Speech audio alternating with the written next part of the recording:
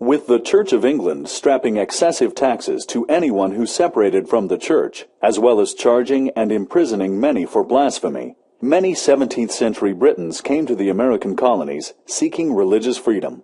So when the founding fathers of the U.S. began designing a government of the people, for the people, and by the people, one of the foundational principles was freedom of religion. As part of the First Amendment, the Establishment Clause created a wall of separation that prevents entanglement between religion and the government. And to ensure the federal government cannot pass any laws prohibiting the exercise of religion, the First Amendment also includes the Free Exercise Clause.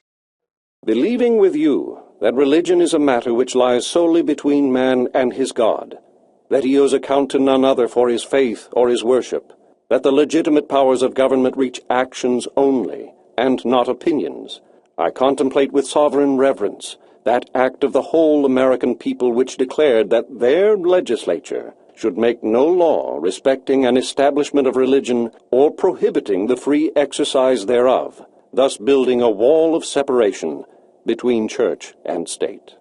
Thomas Jefferson, 1802.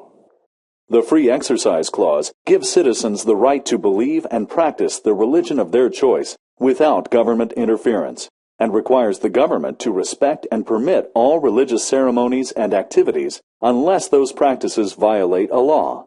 For example, believers of the African religion Santeria utilize animal sacrifice in their ceremonies. This is legal in the U.S. and thus allowed. If their ceremonies involved human sacrifices, it would not be permitted. The Free Exercise Clause is regarded as a vital part of the Constitution and this country's foundation because it prevents religious discrimination. In the 17th century, England allowed its government to tax people at varied rates depending on their religious beliefs. With the Free Exercise Clause, this would be illegal. It also prevents citizens from being imprisoned or exiled for their religious beliefs, and prevents people from being discriminated against or punished for a lack of religious beliefs or participation. Though it is a central part of the American fabric, the Free Exercise Clause has created some conflict simply because the language of the First Amendment is ambiguously worded. This has led to different interpretations of it by different Supreme Courts over the years.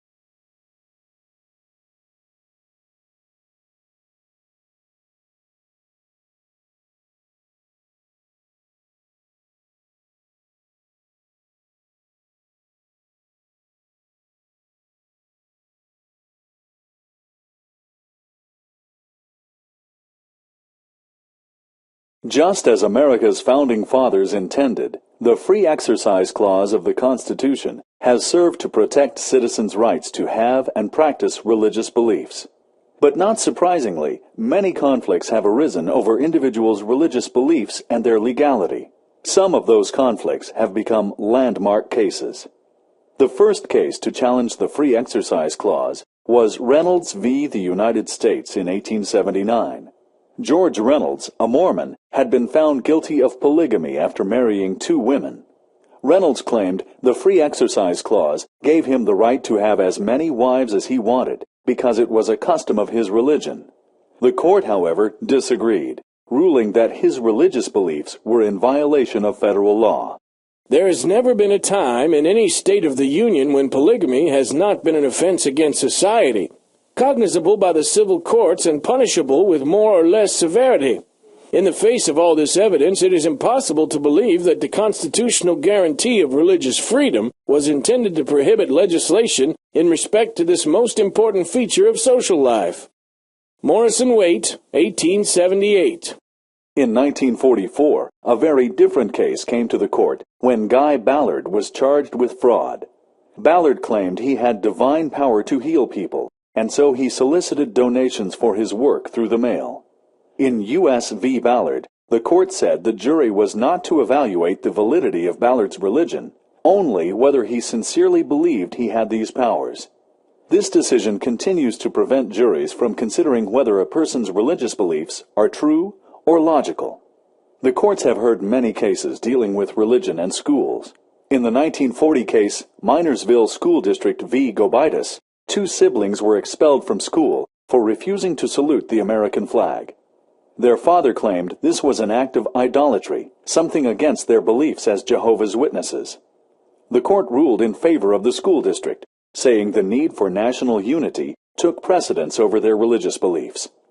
Just 3 years later, in 1943, the court did an about-face with its ruling in West Virginia State BOE v. Barnett, another case in which a Jehovah's Witness refused to salute the school's flag.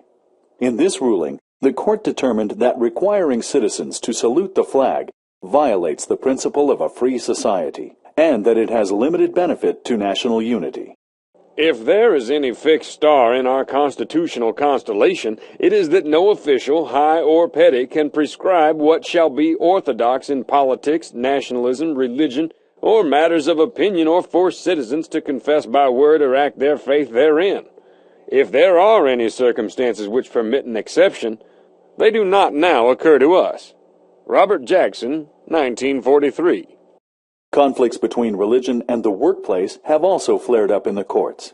In the 1990 case, Employment Division v. Smith, 2 State of Oregon employees claimed they should be able to receive unemployment compensation after being fired for taking a hallucinogenic drug. They claimed they used the drug peyote as part of a religious ceremony. The court, however, ruled that an individual's religious beliefs do not exempt them from specific laws. With most cases dealing with the Free Exercise Clause, the deciding factor for the court is whether the purpose of a law is to limit the rights of a specific religion, or if the impact on the free exercise of religion is just a byproduct of a law. Essentially, for a religious activity to be protected under the clause, it must not harm others or violate laws.